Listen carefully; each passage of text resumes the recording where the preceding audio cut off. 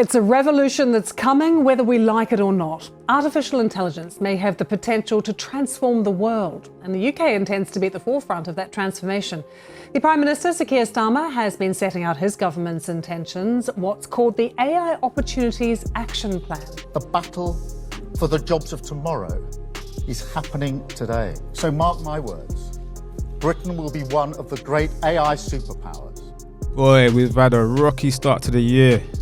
Shit weather, Cybertruck explosion outside one of Donald Trump's US hotels, TikTok getting banned in America, Meta announcing they're scaling back on their diversity, equity and inclusion programs within the company, all amid a controversial decision to remove limits on freedom of speech, which has got a lot of people divided right now about how they feel about staying on those platforms. So it seems. We've also seen the devastation caused by the wildfires in LA. Condolences and prayers going out to everyone that's been affected by it all. Boy, it's not looking good right now. It's not looking good, bruv. We're also hearing rumours of another global outbreak with this new flu virus and more rumours about aliens. Honestly, I'm so tired. But hey, we gotta just keep positive, keep pushing, keep creating, because every second above ground is a gift from God. Real talk. But this week, I'm going to be giving you some highlights at the Consumer Electronics Show, aka CES, which just wrapped up this past week. We've also got some AI news, and we'll be looking at some of the new AI tools which are going to change the game when it comes to content creation. We'll also be talking about a mirror that can show you vital information about your health, something that only used to be the kind of stuff you would see in a sci-fi movie. And we're going to be talking about a laptop that grows. Yeah, I said it. A laptop that actually grows. All of this and more coming up after this.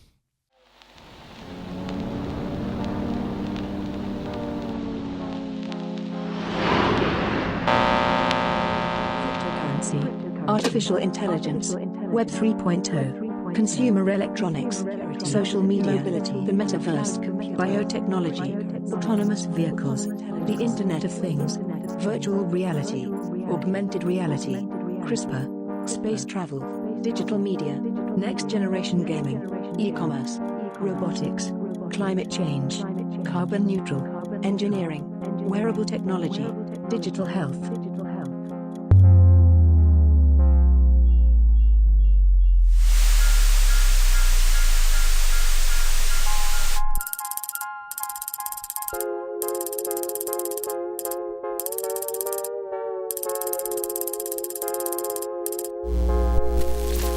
Redesigned.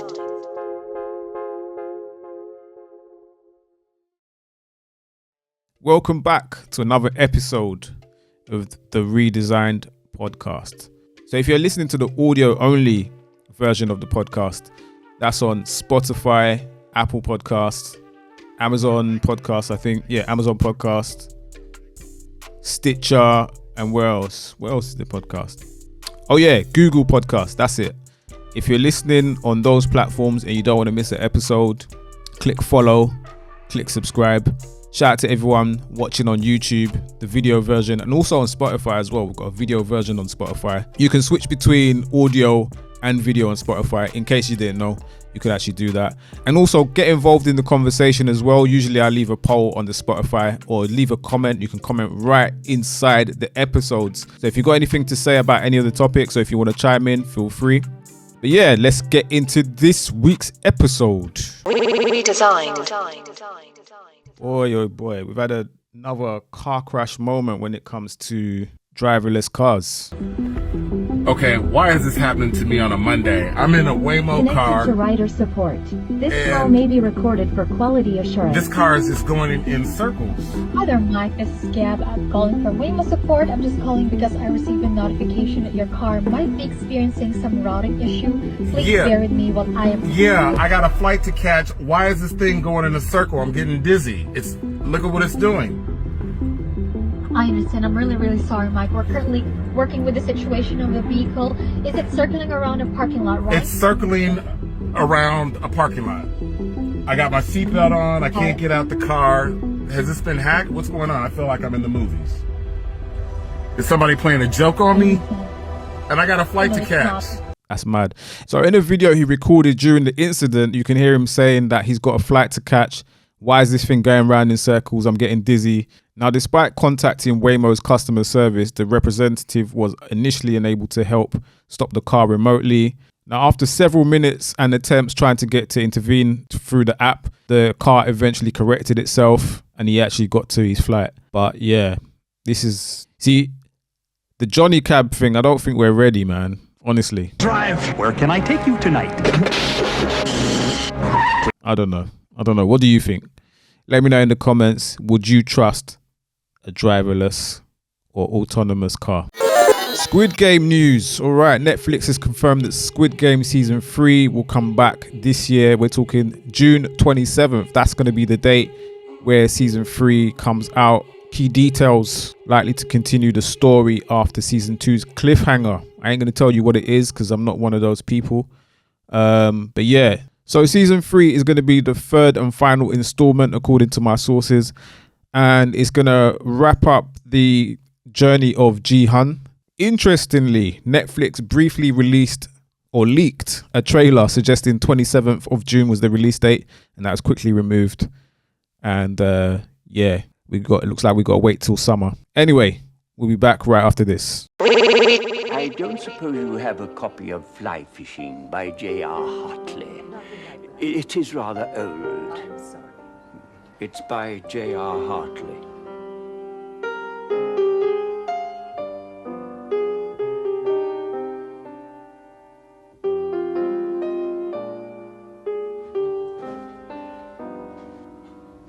No luck, Dad. Never mind. There's still a few more to try. Good old yellow pages. We don't just help with the nasty things in life, like a blocked drain. We're there for the nice things, too. You do? Oh, that's wonderful. Can you keep it for me? My name, oh yes, it's J.R. Hartley. At CES 2025, Withings introduced Omnia, a smart mirror concept which combines a health assessment tool and a smart scale into one device, and that measures various health metrics including your weight, your heart health, metabolic health, blood pressure, etc. And all of that works through giving real-time feedback through an AI voice assistant. It also integrates data from other health trackers such as smartwatches and blood pressure monitors as well, giving you a comprehensive health overview. Also, Omnia has the potential to facilitate healthcare consultations, so remote consultations with doctors. So if you've ever seen the Netflix drama The Kitchen, and I think Kano was looking in the mirror and like it gave details about, I don't think it was health data, but it's the same kind of vibe if you know what I'm talking about. I'll probably put that on screen so you can see that now. But yeah, we're definitely in the future. Things are looking absolutely crazy. Let's take a look at that right now.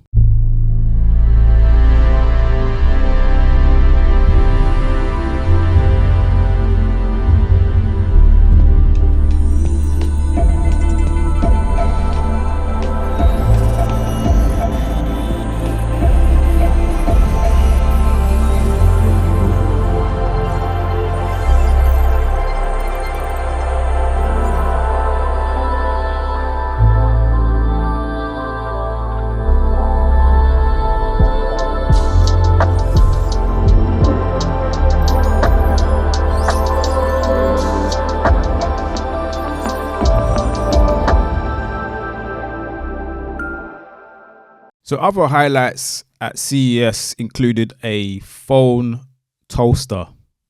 Well, that's what they call it. So basically you put this special case on your phone, and that case has a compartment for a battery. This little toaster looking gadget, this can charge up your phone in 2 seconds. Let's count it exactly. 1001, 1002, 2 seconds. They didn't lie about that. There are 5 additional batteries that just go in, go out, so you can get on your way. It works with an app so that you can keep your phone charged between that 20% and 85%. The case has a 3,500 milliamp battery inside you, an additional 25 hours of video time on your smartphone. You can use this for an entire family, so 5 different people can use it, but let's say your kids are always stealing all the batteries out of here. you can reserve your own batteries so they can't touch that one. Also on the plus side, a lot less cord clutter. You don't have all those cords and cables that may or may not work with whatever version phone you have. Right now, it's only available for iPhones, coming soon to Samsung Galaxy phones as well. It's normally going to cost about $450 for this and an additional $120 for the case, but they're running a CES special, $350 and about $84, $85 for the case through the end of January. I don't know about you, but if I could always have a full charge that quickly, I'm in. Definitely a great idea, very convenient, especially if you've got a family and you've got people hogging the charger. I don't know if you can relate to that. Everyone, oh, where's the phone charger? And someone steals somebody else's charger and all that kind of drama. You could just literally pop your phone in it and then it swaps it out and you'll never need to remember to charge your phone again. Well, you shouldn't, in theory. Yeah, that's another interesting development. I think is quite useful. What else did they have? They had they got wireless TVs now, as in like you can carry them. They're portable. They don't have any wires. You can hang them on the wall, like literally hang them, not like install wall brackets. Like you could carry them. That's kind of sick. You can take them outside with you. I'm just thinking like opportunities for like advertising, like guerrilla advertising outside, outdoors, or you know, in public spaces. Hey guys, I'm with one of the coolest TVs I've ever seen, and I've been doing this for more than 20 years. This is the Displace TV Pro. It's a 55-inch wireless TV that uses batteries, but the coolest part is that it has suction cups you can stick right on the wall. In fact, I just did it and it was pretty easy. There's a built-in system to show you how it's sticking to the wall. It hangs on there and actually felt pretty confident backing away from the wall and seeing this TV stick there was pretty amazing. You got the Rokid smart glasses as well. 早上好. You're saying good morning? Yes. Oh wow. 你今天早上喝咖啡了吗? Did you have coffee this morning? Yes. What? And you can like translate any language you wanted by setting up here by app. Yes. Okay, that's it's really incredible. Easy. Yes. It's amazing how clear I could just see this transcript. You can also like speak to their glasses, just like you speak to Siri. Like, hey, glasses, can you translate that into like English or Chinese or something, and you speak it out to you. Yeah, we're getting closer and closer to the smart glasses and augmented reality. I think there could be a real use case for that, especially with with what they've got planned in terms of like, you know, when you travel to a foreign country, you've got like, rather than using a phone to do translation, like you're literally seeing it in real time inside your lens. So that's what the Rokid glasses have done. Meta have got something that's supposed to be a flagship product which does that and much, much more. They're called the Meta Orion glasses. I'm going to cover that in a future episode. So watch out for that. What else did I see at CES? A laptop that literally grows. The screen grows. Yeah, I'm not joking. So you look at the screen, you press a button and the screen expands. Now here's something you've probably never seen before. A laptop with a built-in rollable OLED screen. It goes from a standard 14-inch screen, but when you push this dedicated button right on the keyboard, in about 8 seconds, it expands up to a 16.7-inch display. And voila, you have a lot more screen real estate to work with in a 14-inch laptop form factor. Definitely very sci-fi, very futuristic. You probably see that in the next couple of years. Yeah, 2030 is going to be mad, I'm telling you. When it comes to tech, 2030 is going to be like living in a completely different world. Yeah, like we're going to get into some of that later on during this podcast when it comes to like content and the future of content, the future of filmmaking. Imagine being the character in your own film without actually like having like a big studio budget. Literally, like, even sometimes you might not even have to, I'm getting too excited. Let me calm down. You might not even have to like film all your scenes. You could just upload your photo or upload one video of yourself and then just type in the rest, whatever script or whatever screenplay you have, whatever storyline, and it will just develop it with different shots and all of that kind of stuff. Trust me when I say this is going to be the reality maybe in the next 3 or 4 years. It maybe even sooner, maybe even next year. It could even be this year. But we're going to talk about the generative AI later on during the show. Before we do that, got a couple more news bits for you this week in tech. Yeah, so this one's for all the gaming fans out there. The Nintendo Switch 2 is going to be released. There's some news on that, with reports suggesting that announcements are going to be made this Thursday, which is today. Industry insiders like Nate DeHate and Tom Warren predict a hardware-focused trailer. I'm hearing that there's a potential launch in either May or June of this year. So potential launch titles include Mario Kart 9 and potentially Red Dead Redemption 2. Also, my sources confirm that the official announcement will be before the end of March this year. So I was at the gym in between sets. I opened YouTube, you know, as you do. And what did I see? I see breaking news. I'm thinking, hey, what's that? So, like, the UK Prime Minister Keir Starmer is making a live announcement about AI. I was like, what's going on here? So I clicked on it now, so I'm watching. And he's made this full speech about what the government, the UK government, intend to do with artificial intelligence. So why is that important? It's not every day your Prime Minister, your President does a national address about something like that. So I'm thinking, what's going on there? So it turns out he's giving a public brief with a message to say, yeah, get ready, AI is here. So expect big changes in how we do things. The battle for the jobs of tomorrow is happening today. So mark my words, Britain will be one of the great AI superpowers. A few key themes mentioned in the speech were the improvement of healthcare, the NHS in particular, in terms of managing administration, appointments, diagnosis, etc. Also reducing form filling and admin at the job centres, reducing administrative workload for teachers, which is a big deal. If anyone knows any teachers, they know how hard it is for them to keep up with lesson planning and marking and stuff like that. And that kind of gets in the way of the actual teaching and the time they spend with each child. So that's definitely a big deal. Like I said before, especially when it comes to lesson planning and other like paperwork. And finally, the most bold statement of becoming an AI superpower. I'm not going to lie, that's mad ambitious. I don't think we have the talent here in the UK, especially as we've not really created any household names in tech or AI in the last 40 years, not that I can remember. And also when it comes to our young people, they're not really into STEM subjects, like for example how they are in China or India. Currently China and USA are in the lead when it comes to AI and tech innovation. They literally have household names with like products on the market right now.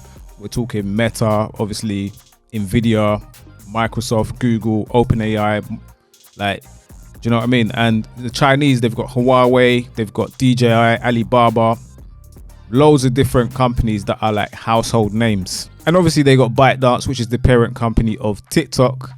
You see what I mean? But don't get me wrong, we have got a few companies out there like Wave, 11 Labs, DeepMind, which is bought by Google back in 2014. Although they're not household names yet, I think there is some potential, but I think the UK's got a long way to go. But yeah, it's an exciting and scary time at the same time, and it's a great thing for those who want to learn about this stuff. There's going to be some exciting opportunities out there, and if any of those become listed on the stock exchange, they could be great investment opportunities for the future. So yeah, pay attention to what's going on in the news, pay attention to what's going on with tech. You can listen to this podcast, you can do your own research, there's books out there, and sometimes I also leave resources in the description where you can like read up more on certain things. And eventually I'm going to do like a closed group. Maybe I'll do it in Patreon, and I can actually do like sessions where I'm talking about certain tools and giving out certain information for those who want to get involved. Now, this segment of the podcast is called Scrolling Deep, where we dive into the digital rabbit hole together. You know that feeling where you're just endlessly scrolling on Instagram, watching one video after the other, and sending memes to your mates, and suddenly an hour's gone. Now, in this segment, I'm going to share some of the most interesting, creative, silly, funny, or even weird videos I've stumbled across on the internet. I mean, who doesn't enjoy a good scroll, right? So let's unpack the chaos of the internet, one scroll at a time. Whether it's tech, culture, or just the latest meme that broke the internet, I'm here for it. Let's get into it. Everybody wanna copy Timothy Stees. Everybody wanna copy Timothy Stees. Take a vitamin J, out of nowhere you'll feel excited. All of a sudden I got you dancing. All of a sudden I got you dancing. Take a vitamin this slaps, J, you know. all of a sudden you got my style. Picking the best. This it's guy, not over yeah. room. Everyone's like, where you get that from? Yeah, this slaps. Hey, don't judge me, man. Don't judge me. I like what I like, innit? Yeah, this brother's got talent still. Jimothy Lacoste, yeah. Shout out to Jimothy Lacoste. What other videos you got out there?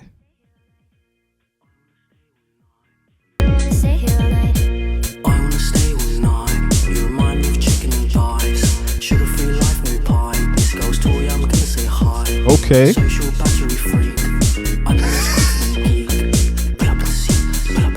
Yeah, I like that. Hey, shout out Jimothy Lacoste, man. What else we got here?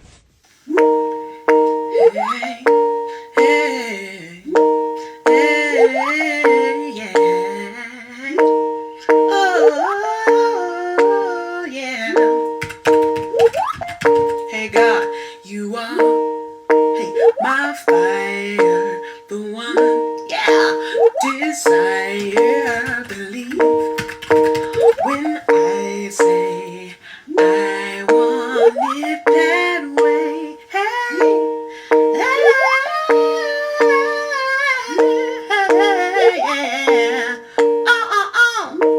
ain't gonna answer this call, no way. I'm not gonna lie. When I hear that Teams, when I used to work remotely for some companies, yeah, when I hear that Teams chime, instant anxiety. Let me know if you can relate. Yeah, this one's old school, man. Do you remember Turtles, Teenage Mutant Ninja Turtles on the NES, on the Nintendo Entertainment System, the original one? I actually got that for my 10th birthday. That was the present. No, it wasn't. Was it my 10th? No, my 8th birthday. No. Yeah. I got this for my 8th birthday, yeah. And it was the first game I got. And I kid you not, I never actually finished that game. This game is probably the hardest game on the planet. So frustrating, man. And it's this level here, yeah. I still have flashbacks. It's just making my head hot right now just looking at it.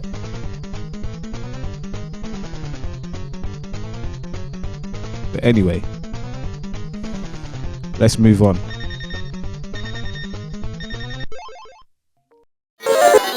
Alright, so for those of you listening on an audio only platform, you might not understand what's going on because you need the context. Like, so if you want to actually experience this podcast in its full glory, you need to either watch on Spotify video or YouTube. So all you have to do is go on YouTube and type in Redesigned Podcast, or click one of the links in the description, wherever it is you're listening. So let's take a look at generative AI in video, especially when it comes to video content creation. So generative AI is exactly what it sounds like. Tools that generate video content based on prompts or scripts. So if you're not aware of this stuff, here's some examples. You've got Synthesia, which creates videos using virtual avatars and synthetic voices. Welcome to Synthesia, the #1 AI video communication platform for business. My name is Alex, and I am an AI avatar, one of more than 200. Which can also deliver scripted content in dozens of languages, so that makes global communication easier than it's ever been. So imagine saving the cost of hiring translators or people that can speak different languages to film the same video over and over again. You don't have that. So that's the use case for something like Synthesia. Now you've also got video generators such as Runway, which allows you to generate high quality cinematic videos with just a few inputs. We're talking about prompts. You write what you want it to do and it generates it. So for example, you could type something like a serene sunset over an ocean with waves gently crashing, and the AI will render it for you. No cameras, no drones, no crews, no need for expensive equipment, no need for like a Shutterstock subscription or any expensive stock video subscriptions or anything like that. It will make it for you. Here's the thing, if you have the correct workflow, you know all the different AI tools, you know which ones are for which applications, you know all of their strengths and weaknesses. So let's say you've got like 5 different tools that you know can handle sound design, lighting, storyline generation, script writing, and then the actual visuals itself.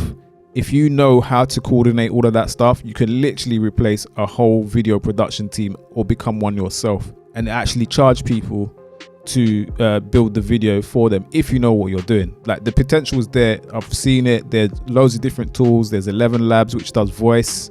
There's obviously ChatGPT, Claude. You can use those to like generate ideas, help you with your script writing or your screenplay. And then with the video generation side, you've got so many different options. As I mentioned, you've got Runway, you've got Kling AI, you've got Sora, which was just released by OpenAI.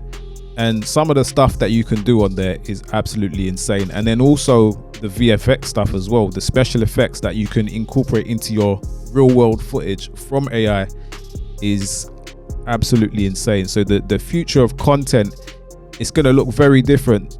On one side, I do worry that we're going to be flooded with AI content. It's just going to cheapen everything, and then you're going to see a lot of AI generated content on your social media feeds, which you're probably already starting to see now. And then you can't really tell what's fake. We're going to get to a point where you can't tell what's fake and what's real because the technology is getting so good. But yeah, definitely something to think about if you're a content creator, if you want to learn how to get into content creation, and you'll be able to use these tools to speed up your workflow dramatically. You don't have to spend so much time on brainstorming.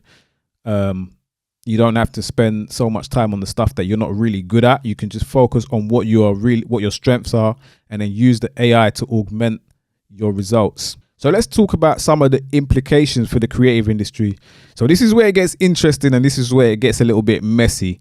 Now, on one hand, generative AI is a huge productivity booster. So imagine automating time-consuming tasks like editing, color grading, or even creating the first drafts of animations. You've got tools like Pictory that can create highlight reels from hours of footage in minutes. But here's the flip side. If anyone can create this level of, visual professionalism, where does that leave traditional creatives? Think about it.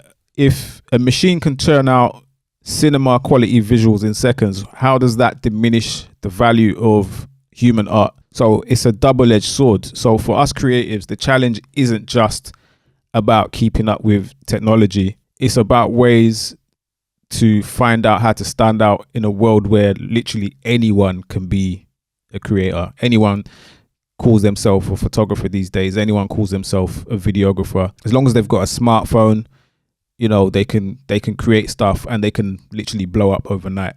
That's just the way it is. Now, just to be clear, generative AI isn't here to replace human creativity. It's not. It's here to expand on it. And as I said before, it's all about augmenting your creativity. It's just an assistant. So take filmmakers, for example. Tools like Runway are being used to like make prototype scenes and add effects without needing massive teams or budgets. So you can actually find out what you want without spending too much money, and then actually just go, once you've decided what you want and you've drilled down to your core idea, you can then spend the money on VFX artists or get it developed. So it does all the heavy lifting for you. So this is where the human creativity and the AI efficiency that it gives you merge. So by offloading more of those kind of tasks, we get to free up time to focus on the ideas and the emotions that only human beings can bring to the table. So we can only hope that brings new levels of innovation. So there are a couple of challenges, couple of ethical concerns that we can't ignore. So first, let's talk about oversaturation. Touched on this earlier. Now, the flood of AI generated content it's going to risk overwhelming the market with low cost, low quality, low effort material. So it's the digital equivalent of like fast food. It's widely available, but it's not always fulfilling. Then there's the issue of copyright. If an AI generates a video based on your prompt, who owns it? Is it you, or is it the platform? Is it the AI itself? What happens? So what happens when someone uses generative AI to mimic another creator's style without permission? What happens then? And then finally, transparency. We're starting to see on platforms little watermark that says generated with AI. That's really important. For example, if a marketing agency produces an ad using avatars from Synthesia, does the client deserve to know? Do they need to know that it was made on AI? These are the kind of things we need to think about. And also, when people are looking at content online, should they be told that it's AI, or should that information be withheld? I don't know. What do you think? But anyway, looking ahead, generative AI is likely to become a standard tool in every creator's arsenal. You're starting to see it embedded in the platforms now. Instagram, X has got a platform called Grok AI. You're starting to see it more widely available. Microsoft Copilot, that kind of stuff. It's now becoming integrated in your everyday tool, so you're just going to see more of it. Now, just like Photoshop, Final Cut, Premiere Pro, it's going to be an instrument for expressing ideas. But here's the twist. As AI generated content starts to become the norm, I think we're going to see a growing appreciation for just human art and creation. Knowing that a person that's flawed, imperfect, full of passion created something with their own hands, it's all their own original ideas. Like all of that in a sea of artificial content, that's going to become the new currency. People are going to want real, authentic content. So we got to be careful to balance using it as a tool with, using our own creativity from within. It's a bit of a slippery slope. But yeah, let's keep the conversation going online. If you want to chime in, leave a comment on Spotify, leave a comment on YouTube, and you can follow me on Instagram at @thecontentpro_. Also on Threads, and where else? Yeah, mainly Threads, Instagram, and YouTube really. Chime in the conversation, and we'll be back next week for another installment. Till next time.